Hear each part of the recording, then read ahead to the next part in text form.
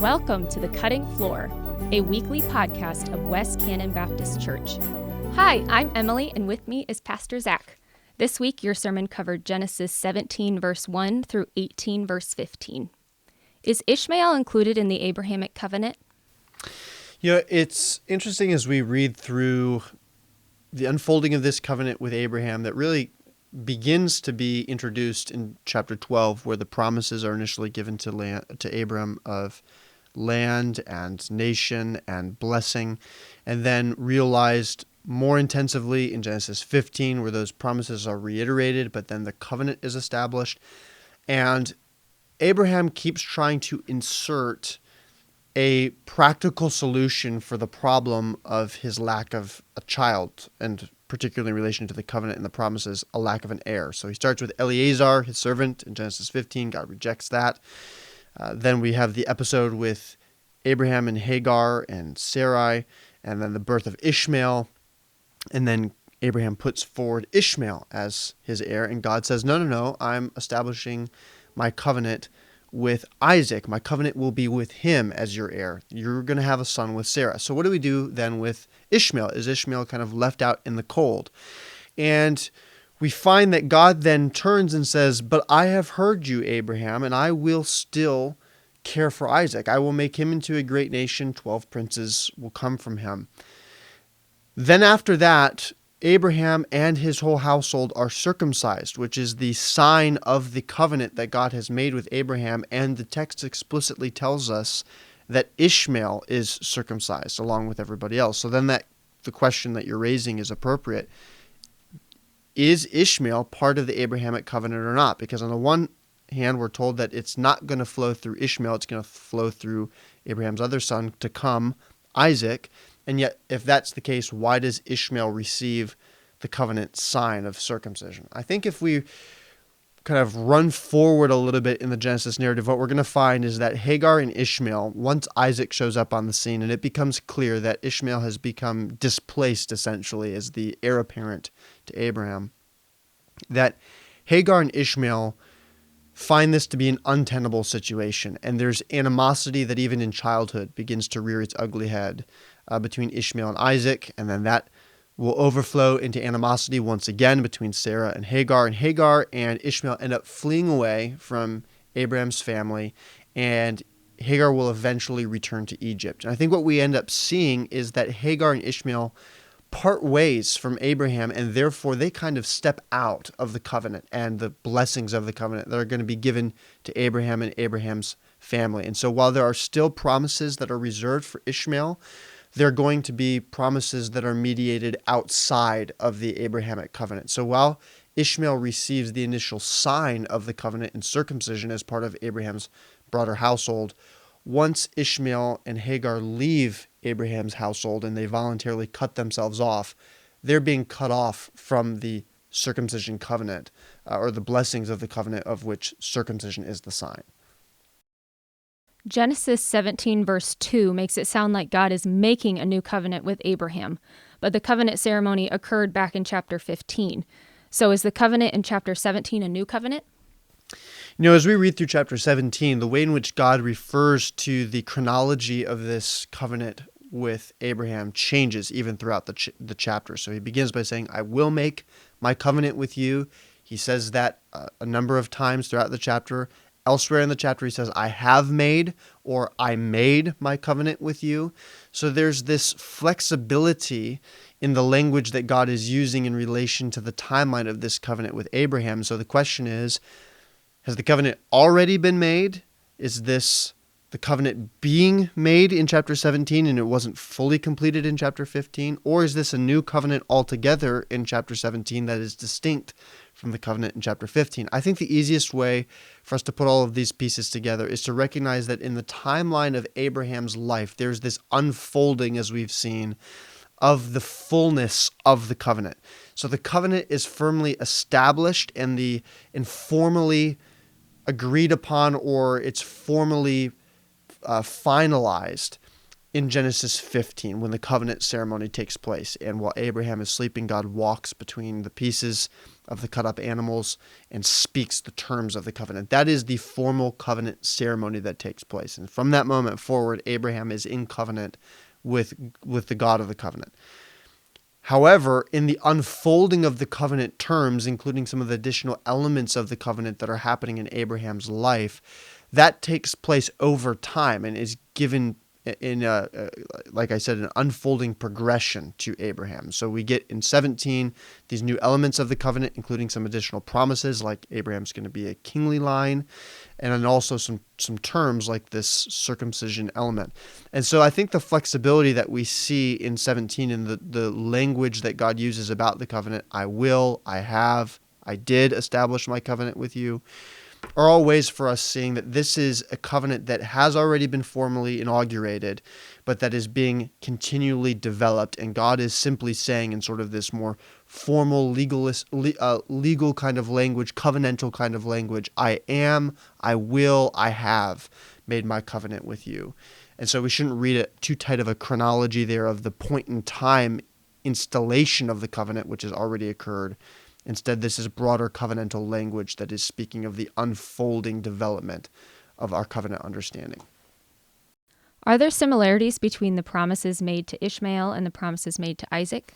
There are some really intriguing similarities that I think speak to the fact that there's almost a kind of reflection or some mirroring of the promises that are given to these two sons of Abraham, which really speaks to the kindness that God is giving to Abraham, that both to the son of promise, Isaac, but also to Ishmael, God is giving some significant promises. And I think we shouldn't neglect the fact that for 13 years now in Genesis 17, Ishmael has been the heir apparent to Abraham. And clearly from what we read in 17, Abraham has been assuming during this whole time that Ishmael is going to be his heir. And so we can assume that there is a significant emotional attachment that Abraham has to his son Ishmael.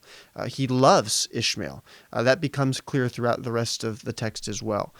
And so God, in kindness to Abraham and out of care for Hagar, as we saw from chapter 16, gives to Ishmael a set of promises that Ishmael, by his own kind of standing, doesn't necessarily deserve. He's not the promised child, and yet God promises to make Ishmael into a great nation, an exceedingly great people. Well, that is, again, language that is clearly connected to the promises that are going to be given to Ishmael as well.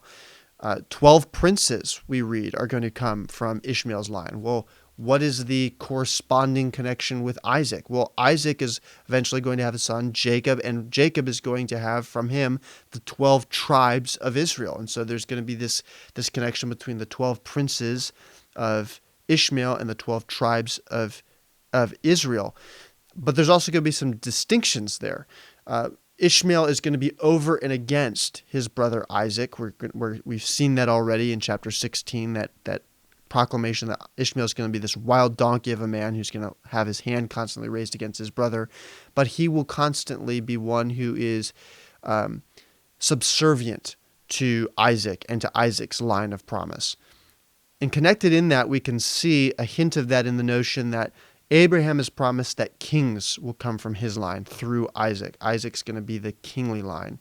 However, Ishmael is promised 12 princes. So even kind of this subordinate idea of a prince is less regal than a king. So there's this hint that even while there's some mirror imaging and reflections going on, the promises to Isaac are unique and superior to the promises that are given to Ishmael. You stated in your sermon that Abraham's hospitality was excessive. What made it excessive, and what is the significance? So if you kind of read through the opening of chapter 18, I think you're struck by the enthusiasm with which Abraham meets these three men. So the text tells us that Abraham is seated inside the kind of doorway of his tent in the heat of the day. So you can imagine this is just a day where the sun is baking down. It's oppressively hot. Abraham is taking advantage of some shade that's provided by his tent. We're reminded at this point that Abraham is 99 years old. He's also a wealthy, significant figure. This is not a man who is having to run here, there, and everywhere in order to show hospitality to people. He has his people to do that for him. It's the sort of classic, your people talk to my people kind of thing. But Abraham sees these guys coming. He gets up in the middle of the heat of the day. He runs out to meet them and then runs back. So he's pursuing them, and then he's aggressively pursuing the hospitality. He convinces them to stay so he can get them a little bit of refreshment, kind of a snack is what he suggests to them, but then he runs off to go prepare for them this meal. And in terms of the excessiveness, even by ancient Near Eastern practices, which were very oriented toward hospitality, even by those standards, what Abraham is doing is excessive. So he goes and he tells his wife Sarah to make cakes out of 3 seahs worth of fine flour. Now, a seah is a unit of measurement. In 1 Samuel, we read that Abigail made enough food for David and his whole band of outlaws when they were fleeing from Saul, using 5 seahs of grain. Well, those 5 seahs of grain are enough to feed this whole kind of group of fighting men for David and his followers. And then in 1 Kings, Elijah the prophet dug a base around the altar at Mount Carmel, and then he filled that with 12 jars of water, or we are told what would have been the equivalent of 2 seahs of grain or seed. So when we think of what 3 seahs represents, that's a significant kind of over an excessive amount of cakes that Sarah is making. So this is a lavish hospitality that Abraham is preparing for his visitors. And then in addition to that, Abraham goes and he gets a fatted calf, which traditionally, if we read through the Old Testament, if you want to show hospitality to a stranger, you're usually preparing a young goat. Abraham goes a step farther. He gets the fatted calf. This is an even more sumptuous feast. And then he brings also some curdles of milk. And then while his visitors are enjoying this feast, we read that Abraham stands. It's like he's a waiter waiting at table, waiting for his guests to enjoy their meal, and then he's there to attend to their every need. Again, a 99-year-old patriarch, one of the most wealthy men in the region, a man who has on his resume, he's defeated kings, he's been in an alliance of kings, kings have come and tried to do deals with him. This man is running in the heat of the day, preparing a feast, and then standing like a waiter for these men. He is showing excessive hospitality because he recognizes something is unique about these men, and he wants to deal with them in a way that demonstrates his reverence and honor to them. You mentioned in your sermon a few reasons why circumcision was a sign for the Abrahamic covenant. Are there any additional reasons for circumcision being a sign for the covenant?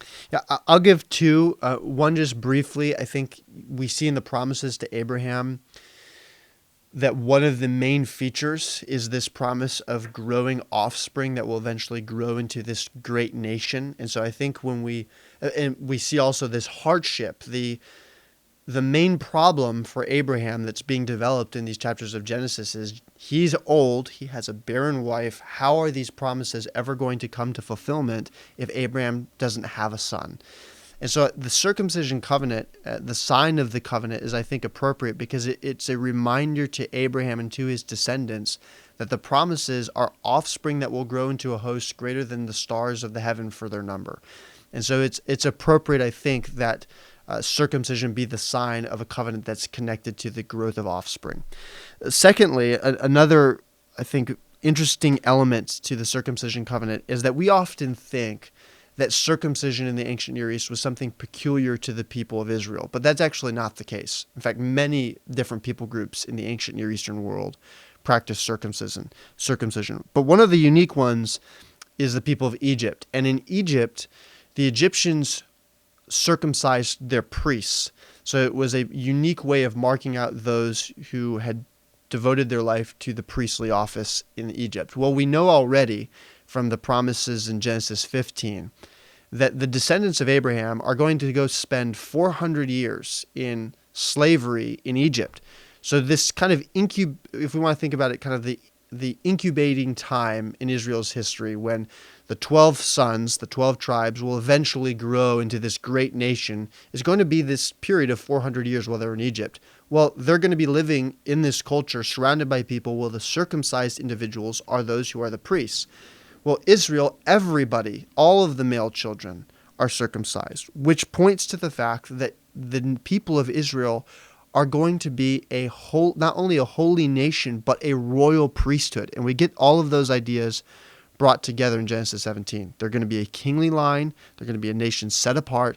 And this mark of circumcision, especially connected to what Israel is going to experience in Egypt, is going to mark them out as a nation of priests. We read about this in Exodus 19, verses 5 and 6. Now, therefore, if you will indeed obey my voice, God speaking, and keep my covenant, you shall be my treasured possession among all peoples, for all the earth is mine. And you shall be to me a kingdom of priests and a holy nation. So as Israel is now coming out of Egypt, this place where they've seen the priesthood marked out by circumcision, God's saying, the whole people, the whole nation, you're a royal priesthood to me, a holy people. Well, that gets brought forward to the New Testament. And in Peter's epistle, speaking to believers, he writes to us, you are a chosen race, a royal priesthood, a holy nation, a people for his own possession, that you may proclaim the excellencies of him who called you out of darkness and into his marvelous light. So we as the new covenant people of God, no longer required to be circumcised in the flesh, but circumcised in the heart by the circumcision of Christ, as we cut off what is fleshly in us, our worldly desires and passions. Christ is making us into this people who are a holy nation, a royal priesthood, a people who by our pursuit of God are able to show to those around us the excellencies of him who called us out of darkness and into his marvelous light. If you have any questions from the sermon or the sermon passage that you would like to have answered on the podcast, please email them by 8 a.m. on Tuesday morning to questions@westcannon.org. We'll see you next week.